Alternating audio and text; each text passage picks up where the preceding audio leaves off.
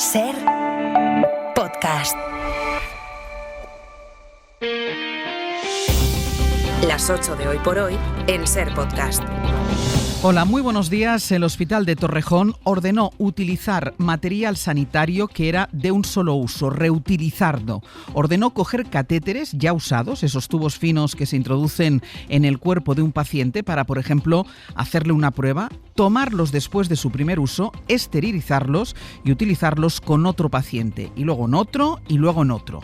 Utilizarlos hasta 10 veces, aunque su etiquetado marcaba con claridad que debían desecharlos y emplear uno nuevo con cada prueba, con cada persona que atendían. Es la novedad que cuenta esta mañana el diario El País de un caso que sigue poniendo en duda la gestión privada de este hospital público. Dice esa información del País que esta fue una de las instrucciones que denunciaron por canales internos 4 de los directivos del hospital que gestiona Ribera Salud. Explicaron que por la ficha técnica que así lo indica, este material no se puede volver a esterilizar, que era ilegal y mala praxis médica. Solo se puede enviar a una empresa especializada y externa para intentar reacondicionarlo. Sergio Soto, buenos días. Hola Ángeles, buenos días. 4 días después de denunciar cosas como esta, la empresa Ribera Salud despidió a los directivos. Hoy la misma empresa niega haber realizado estas prácticas de repetir catéteres. Pero hace ya 7 meses que un grupo de trabajadores firmó un manifiesto en el que denunciaban presiones para abaratar costes. Eran hasta 260 profesionales que se quejaban de que la calidad del servicio empeoraba en lo más básico, de que los intentaban forzar a priorizar a los pacientes más rentables y así dejar sin atención a los baratos, de que los presionaban para hacer prácticas que los profesionales sanitarios consideraban incorrectas. Radio Madrid, Javier Carrera, buenos días. ¿Qué tal? Buenos días. Ese manifiesto era ya demoledor. Todo un informe de 10 páginas en el que los sanitarios detallaban una por una todas las malas prácticas, las carencias y las presiones de este centro para buscar solo un rédito económico. En el escrito al que ha tenido acceso la SER se explica, por ejemplo, que algunas jefaturas de servicio son presionadas para priorizar consultas y operaciones a pacientes de otras áreas, los famosos no capita, por los que la comunidad da un dinero extra. Hablan de cuotas de pacientes, de abandono de algunos por rentabilidad empresarial. También se acusaba al director médico de incentivar prácticas que colisionan con el marco deontológico y en general de un deterioro acelerado de la calidad más básica y de una situación insostenible. No era una denuncia particular, lo firmaron más de 200 trabajadores. La respuesta del CEO, ahora apartado, fue que agradecía el tono y que estudiarían esas denuncias. No se volvió a saber nada. Ahora fuentes de Ribera Salud aseguran a la SER que durante estos meses se ha trabajado en un plan de mejoras y que se ha cesado, dicen, a varios directivos, como pedían los sanitarios en ese documento. Javier, seguimos en el abierto. Eso es, hasta luego. El Ministerio de Sanidad ha anunciado una inspección para investigar irregularidades. Quiere saber si se han vulnerado los derechos de los pacientes y ha enviado una carta a Isabel Díaz Ayuso para pedirle que abra otra investigación. Una no solo a este hospital de Ribera Salud, sino a otros públicos que son de gestión privada. Es algo parecido a lo que demandó ayer el líder de su partido, Alberto Núñez Feijóo, que pidió el cese del jefe de Ribera Salud y una auditoría, dijo, de absoluto rigor. Ese tipo de manifestaciones, ese tipo de conductas son contrarias a los principios básicos que debe de regir la sanidad en nuestro país. Y por tanto, lo único que queda es cesarle y hacer una auditoría a ese hospital con absoluto rigor. Lo último que manifestó ayer el gobierno de Díaz Ayuso fue otra vez que no había detectado ninguna irregularidad en el cumplimiento del contrato por parte de Ribera Salud, que todo estaba correcto. De hecho, su consejera de Economía, Rocío Albert, defendía el funcionamiento del hospital de Torrejón por su baja lista de espera. 49 días frente a la media nacional, que es de 116 días. Y me va a decir, bueno, pero Ribera Salud no.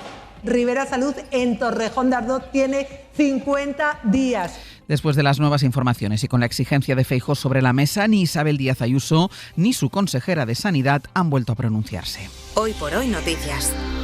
Ser Podcast. La situación del Hospital de Torrejón va a ser hoy de nuevo uno de los asuntos de un viernes que ya venía agitado, con otras imágenes que alteran el mapa político conocido en lo que llevamos de legislatura. Ayer el PP, el PSOE y Junts se pusieron de acuerdo. Se unieron a PNV y Vox para acelerar la tramitación de la reforma del Código Penal que propone endurecer el castigo para delincuentes multireincidentes. La iniciativa llevaba un año congelada porque a los socios de izquierda del PSOE no les gusta, pero los socialistas se han decidido a recuperarla justo después de prometerle a Junts cumplir lo incumplido para recuperar su apoyo. El PP También la apoya justo después de pedir a los empresarios catalanes que le ayuden a entenderse con Junts. Así que los dos convergen hacia Junts en el momento en que más abiertamente dicen necesitarlo, pero el PSOE tendrá que lidiar con el resto de partidos que le apoyan. Sin ellos, ahora mismo, tampoco hay mayoría parlamentaria. Josué Coello, buenos días. ¿Qué tal? Buenos días. A pesar de lo insólito que vivimos ayer en el Congreso, con PSOE, PP y Junts poniéndose de acuerdo, los protagonistas difieren en sus lecturas justo en una semana en la que la relación entre PSOE y Junts ha sido otra vez protagonista. Para el PSOE este paso es el ejemplo de que con diálogo y con mano tendida se pueden alcanzar acuerdos por consenso, más allá de que supone no cerrar una puerta con Junts en su intento por atraerlos de nuevo. Y aunque los socialistas son conscientes de que esto es algo puntual y no extrapolable a otras futuras leyes que Junts ya ha dicho que no va a apoyar, creen que cumplir con esta ley sí puede ayudar a desengrasar la relación. No piensan igual en el PP, que ayer se afanó mucho en dejar claro que esto no es un acuerdo a tres bandas para no salir en la foto con PSOE y con Junts mientras Vox observa. Un Vox, por cierto, que también apoya esta ley. Pero lo cierto es que fue la postura del PP lo que permitió que tras una hora de deliberación a puerta cerrada saliesen con una ley que encara su recta final. La próxima semana será ratificada en comisión y se votará en pleno ya en febrero. Con todo esto, anoche empezó la campaña en Extremadura y un nuevo ciclo electoral que va a medir a los dos partidos en comicios autonómicos, pero que también hace resonar la posibilidad de más convocatorias a las urnas. Ana Fernández Vila, buenos días. ¿Qué tal, Ángel? Buenos días. Y a este ciclo que empieza, llega el PSOE en un momento de importante desgaste, con casos de corrupción que le afectan en los tribunales, con escándalos internos, pero también con la creencia de que los tiempos pueden obligar al PP a retratarse junto a Vox y hacerle mella a nivel nacional. Así que, ¿cuánto y hasta qué punto se juega el PSOE, Ana?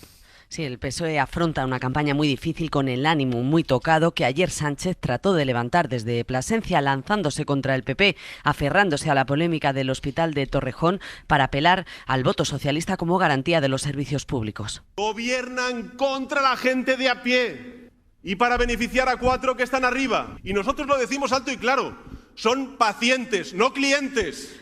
Esperan que esta sea una de sus bazas tras los duros reveses que han sufrido con el caso Koldo y ahora por la crisis abierta por la mala gestión de las acusaciones por acoso sexual contra su exdirigente Paco Salazar, que amenaza su bien más preciado, el voto femenino. La convocatoria electoral ya les pilló a contrapié con su candidato Miguel Ángel Gallardo, imputado en el caso del hermano de Pedro Sánchez. Los socialistas aspiran al menos a que Guardiola, la candidata del PP, no logre mayoría absoluta, a retratarle junto a Vox y evitar un descalabro del PSOE. Las expectativas son muy bajas, Ángels, pero aún así preocupa en el partido que un mal resultado afecte al estado de ánimo para el resto del ciclo electoral. También el PP empezó ayer campaña. Todo podría hacer pensar que si el PSOE llega con un candidato imputado a las urnas en Extremadura, las cosas no pueden pintar mejor. David Junquera, buenos días. Hola, buenos días. En Génova saben que Vox aparece disparado en las encuestas y que incluso ganando en las autonómicas, la cuestión a medio plazo puede estar en cuánto le descuentan por su derecha y cuánto puede movilizar eso a la izquierda. El PP da por hecho que gana y el PSOE se la pega, pero a pesar de tener esas dos golosinas casi garantizadas, el saldo de las extremeñas amenaza con ser agridulce. El regusto agrio lo puede dejar el vigor de Vox. Yo pido el voto para que Extremadura no dependa de pinzas irresponsables. O se escoge la papeleta de María Guardiola o cualquiera otra, es una papeleta que beneficia al Partido Socialista. Feijóo lo evidenciaba a medianoche, la pegada de carteles y también María Guardiola. La pujanza del gregario de Abascal es un hecho, a pesar de que nadie, dicen, sepa su nombre. ¿Alguien sabe quién es el candidato extremeño de Vox? ¿Sabéis cómo se llama? Porque desde luego en los carteles solo vemos al señor Abascal. El señor Abascal es un turista que viene a Extremadura últimamente mucho y que lo único que pretende es desestabilizar. Ese turista amenaza el alumbramiento de una nueva superbaronesa, descartada la absoluta, según fuentes del PP. El reto es lograr una victoria contundente, que no deje la sensación de que estas elecciones se convocaron para nada, porque el PP seguiría gobernando, pero dependiendo aún más de los caprichos de la ultraderecha. El temor que Extremadura pueda ser el espejo de lo que pase en el resto de España. Junquera, Ana, gracias. A ti y a vosotros. Hoy por hoy noticias. Ser Podcast. Los casos de corrupción que han llevado a la cárcel a sus dos últimos secretarios de organización se le ha sumado al PSOE la nula respuesta que dio a las denuncias de mujeres por el machismo de otro cargo del partido. A este caso se le llama Salazar, el nombre de otra persona de confianza de Sánchez, un ex asesor al que las mujeres señalan por prácticas de acoso. Las secretarias de Igualdad están alarmadas por la dimensión que está tomando el caso y la falta de respuesta del partido. Ayer era la primera opción de Sánchez para referirse a esta crisis crisis creciente. Guillermo Lerma, buenos días. ¿Qué tal? Buenos días, Ángels. Pero el presidente no dijo ni una palabra acerca del caso que en este momento castiga al partido y cuestiona una de sus grandes banderas, que es la feminista. Sí, Sánchez evitó el asunto pese al creciente malestar interno por la gestión de las denuncias y a los llamamientos públicos que dirigentes del partido a todos los niveles han hecho a la dirección de Ferraz. Esperemos que cuanto antes acaben los trabajos de ese comité antiacoso y que esto acabe, evidentemente, en Fiscalía. Sigo a las de recibir explicaciones convincentes o me encuentro disgustada y muy dolida. Voces como la ex número 2 Adriana Lastra o la diputada Andrea Fernández que piden que la reacción sea más contundente y no se quede solo en una queja de las responsables de igualdad. Hay quien pide que sea el propio secretario general el que dé una respuesta. El presidente, sin embargo, optó ayer por el silencio en la apertura de la campaña, algo que contrasta con la referencia que sí hizo en ese mismo mitin la presidenta de la Asamblea de Extremadura, Blanca Martín. Claro que las mujeres están con el PSOE. Como siempre, no nos dejemos intoxicar de tanta mala noticia y de tan mal rollo. Sabemos lo que somos y lo que defendemos. Ferraz descarta por ahora llevar las denuncias contra Salazar a la Fiscalía. Lo harán, dicen, si las denunciantes dan el visto bueno a hacerlo y cuando el comité antiacoso investigue y cierre el expediente. Guille, gracias. Hasta luego. Sobre machismo, atención también a esto que está pasando en Galicia. El gobierno de la Xunta está negociando la renovación del convenio que tiene con el Estado para la Policía Autonómica. Lleva tiempo pidiendo más dinero, más efectivos y en medio de esa negociación ayer se descolgó con esta amenaza. Dice que si el gobierno central no le crea más plazas de policía, dejará sin protección a las víctimas de violencia machista. Radio Galicia, Ricardo Rodríguez, buen día. Bodía, las víctimas de violencia machista como moneda de cambio y una profunda indignación entre las asociaciones que combaten la violencia de género y entre la oposición que exige el cese inmediato de Diego Calvo, del Consello de Presidencia de la Xunta, por esta amenaza que lanzaba en las últimas horas. E xa advertimos ao Ministerio que, lógicamente, aquelas funcións que viña prestando a Policía Autonómica, que non son propias da Policía Autonómica, sino que se están prestando en virtude de un convenio que se firmou,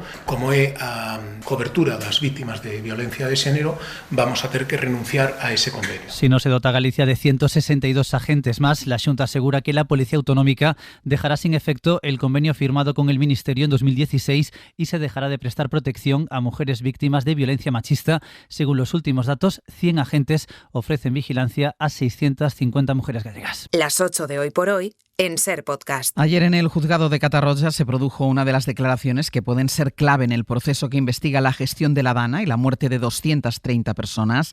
Declaró el subdirector de emergencias de la Generalitat Valenciana, explicó que tenía lista una alerta para enviar a los móviles antes de las 6 de la tarde y pedir a la población que se refugiara en lugares altos. Pero le dijeron que no querían alarmar. La consellera Salomé Pradas, ahora imputada, la retrasó. En esa reunión, en los peores momentos de la inundación y de los ahogados, se llegó a discutir incluso si había que mandar la alerta con tilde en Valencia o sin tilde. Finalmente se envió a las 8 y 11 minutos, casi 2 horas y media más tarde. Radio Valenciana Talents, buen día. Buen día. Según Jorge Suárez, el envío del mensaje de alerta se retrasó para hacer correcciones lingüísticas a su versión en valenciano, quitarle el acento a Valencia, cambiar tipus por tipo y aquest por este. También por las dudas de Pradas sobre si se podía usar la expresión permanezcan en sus casas, ya que podía interpretarse como un confinamiento. Suárez, que declaró durante 8 horas, aseguraba que pasadas las 5:30 ya había una list redactado que incluía la instrucción de subir a las zonas altas. No se envió porque se creyó que era demasiado alarmista. Una hora más tarde, a las 6:30, se redactaba otro mensaje que tampoco se envió porque Pradas y el presidente de la Diputación querían avisar primero a los alcaldes. A las 7 ya se plantea enviarlo a toda la provincia. Sin embargo, fue a las 8 menos cuarto, 2 minutos después de que Pradas hablara con Mazón, cuando ella dio el visto bueno. No obstante, aún se retrasaría un poco más. Finalmente se enviaba a las 8 y 11 minutos, cuando muchas personas ya se habían ahogado.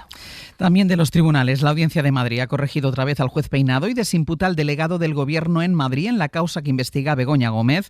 Los magistrados creen que el juez no aportó indicios para investigarle, que todos son suposiciones. Radio Madrid, Alfonso Gea. La Audiencia Provincial de Madrid corrige la investigación del juez Peinado y ordena que el delegado delegado del Gobierno salga del procedimiento en el que estaba inmerso como investigado por un delito de malversación de caudales públicos. En su resolución, los magistrados madrileños son tajantes, son directos en sus razonamientos jurídicos. No se proporciona el más mínimo indicio de que el ahora delegado del Gobierno en Madrid debiera ejercer una labor de control del asistente de Begoña Gómez, ni consta tampoco que supiera que ella pudo excederse en sus funciones. Textualmente, la Audiencia Provincial señala que todos son meras suposiciones sin que se aporte el más mínimo indicio de responsabilidad en la actuación de Francisco Martín.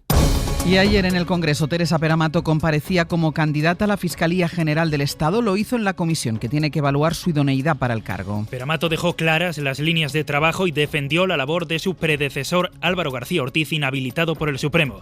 También se comprometió a, dijo, sanar heridas. No puedo ni debo eludir una mención al procedimiento penal recientemente seguido ante la Sala Segunda del Tribunal Supremo. Es una profunda herida que atraviesa la Fiscalía Española y que ha de sanar, espero y deseo, bajo mi dirección y con el trabajo y esfuerzo de todos cada uno de los fiscales de este país. Y además España no va a participar en Eurovisión por primera vez en 64 años. La Asamblea General de la Unión Europea de Radiodifusión aprobó ayer las nuevas normas en el concurso y con ellas la presencia de Israel. Países Bajos, Eslovenia e Irlanda también renuncian a estar en la próxima edición. Bélgica, Noruega e Islandia estudian hacer lo mismo. Estos países habían pedido la exclusión de Israel debido a la guerra en Gaza y a las acusaciones de prácticas irregulares en la votación del certamen. Para no perderte ningún episodio, síguenos en la aplicación o la web de la SER, Podium Podcast o tu plataforma de audio favorita.